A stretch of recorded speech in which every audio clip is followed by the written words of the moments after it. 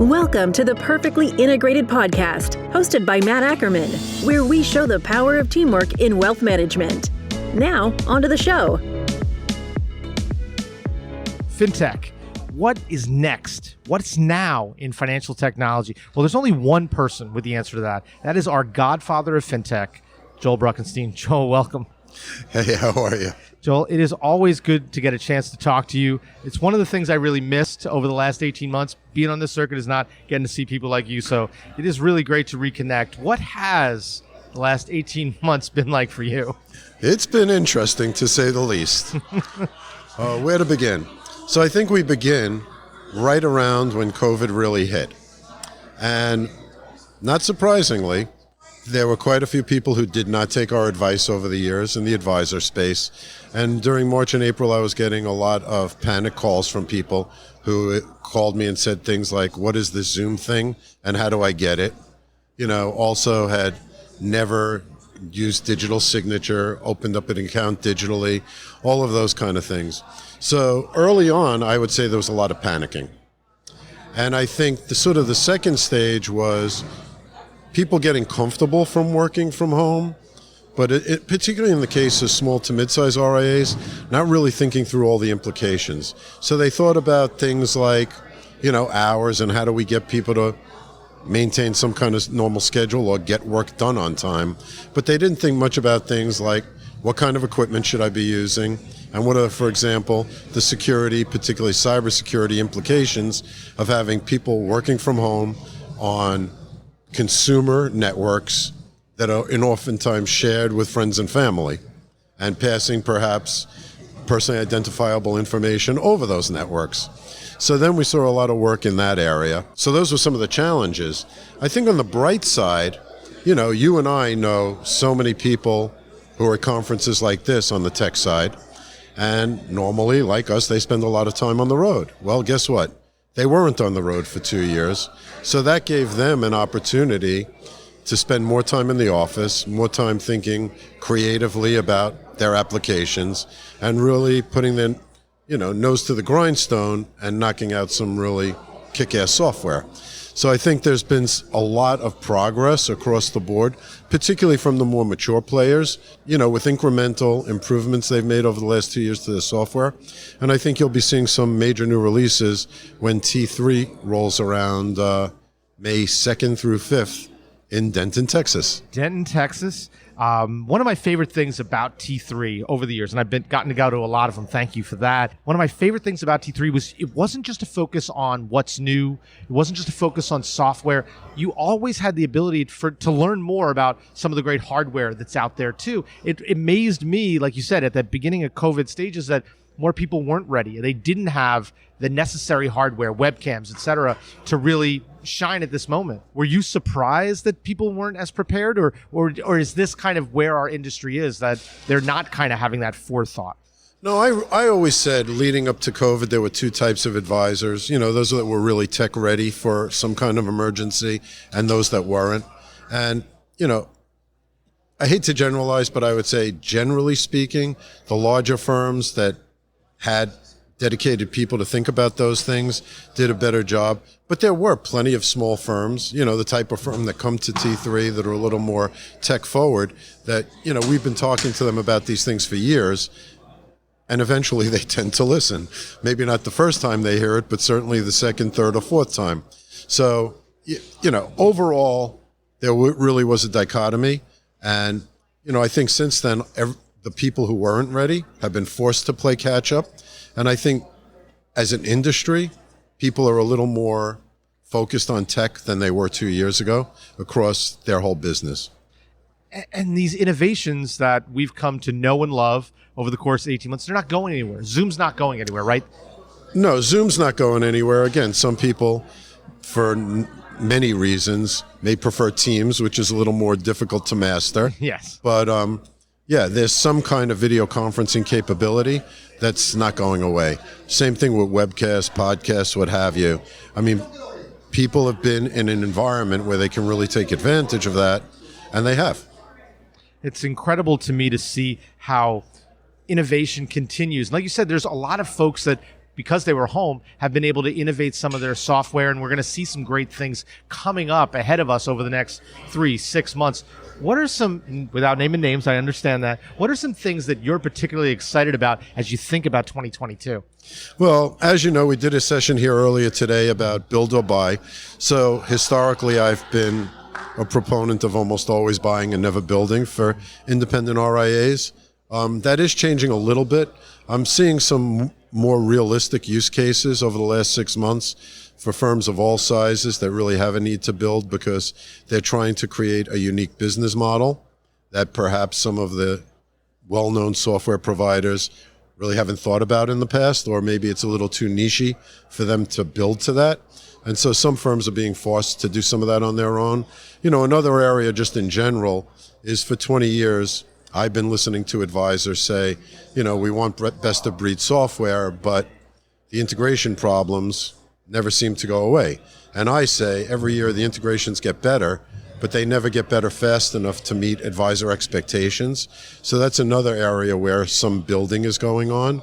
Another trend which I think, sort of emerged a couple of years ago, but is accelerating really rapidly, is the conventional wisdom for many years has been best of breed.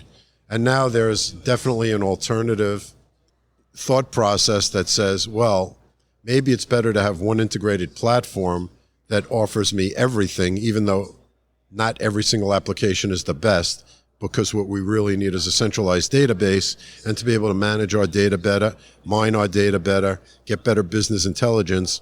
And some people think that the only way to do that is to have a unified platform.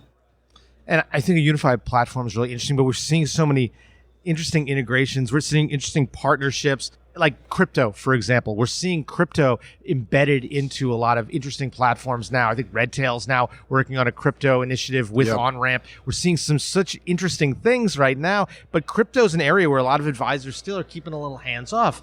Do you think areas like crypto will continue their evolution? You think advisors are going to have to finally submerge themselves in the deep end a little bit?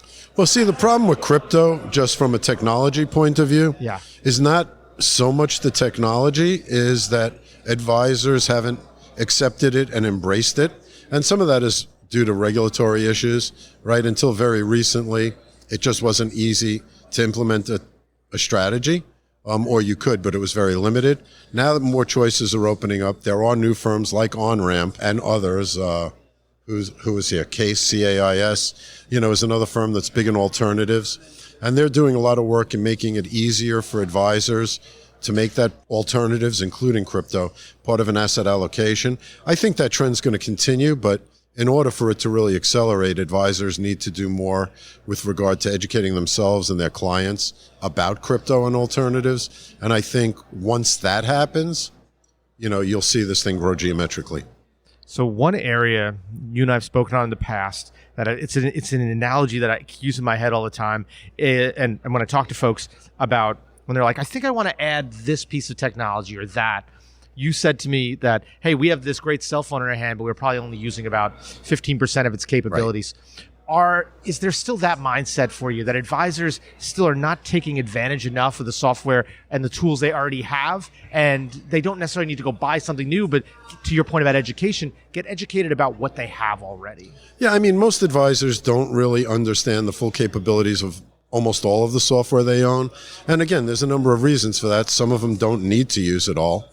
But when they hit a roadblock, rather than look to their own things first, they just naturally assume they need something else, which is not always the case. But even a more common problem, with regard to sort of software they already own, is maybe they made a purchase decision 5 or 7 years ago, and that software was the best for them at that time.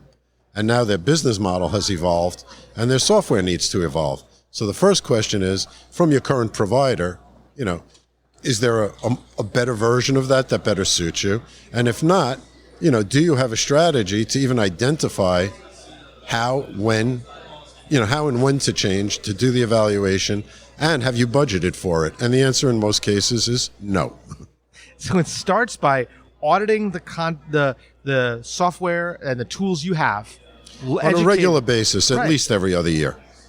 then educating yourself about what else they can do before you start to say, I need to go buy something else. I need to go buy the hottest, shiniest new toy in the store.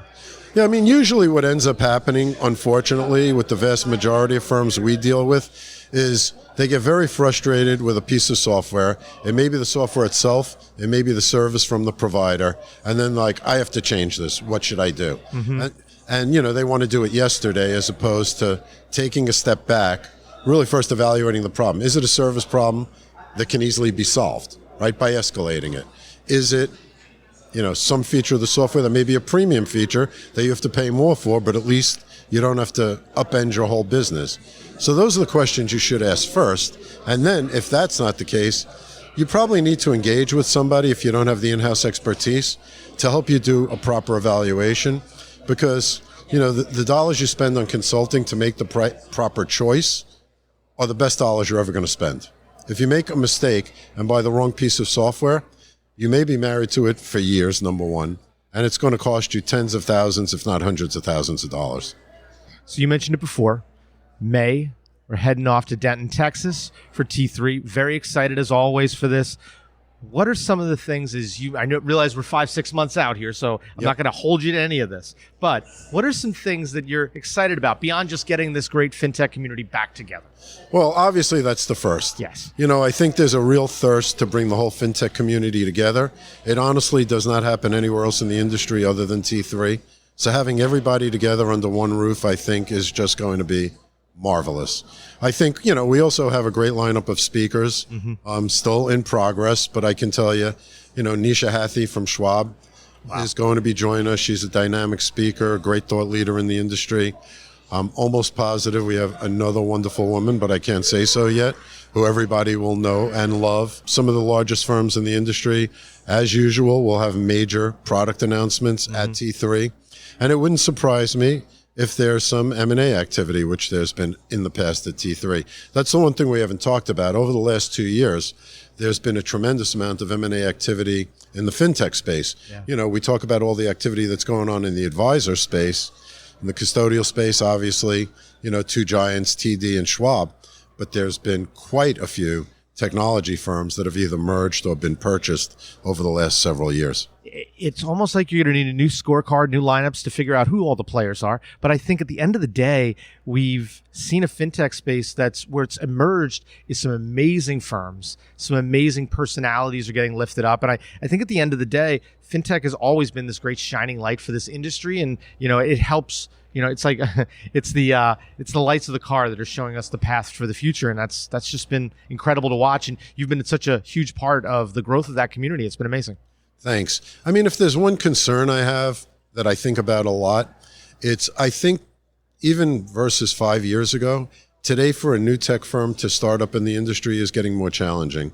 And the reason is the M&A activity and the lack of distribution.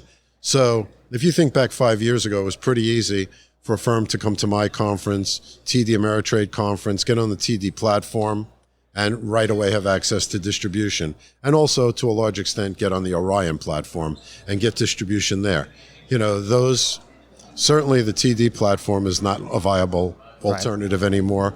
And with all the merger and acquisition going on at Orion, it's a little bit difficult for them to onboard new firms as well. And some of them, quite frankly, may compete with some of the firms they bought. Yeah. So I think there's going to be some challenges there. But, at T3, we're going to do everything we can to shine a spotlight on new firms that we think have value to advisors, because I think it's really important to keep a dynamic ecosystem that continues to evolve. Well, Joel, you've been such a big part of building that dynamic ecosystem, and I know you will continue success, and it's always great to get a chance to talk to you. Thank you so much, my friend. Great to see you, Matt. It's been a while. Great to see you, too.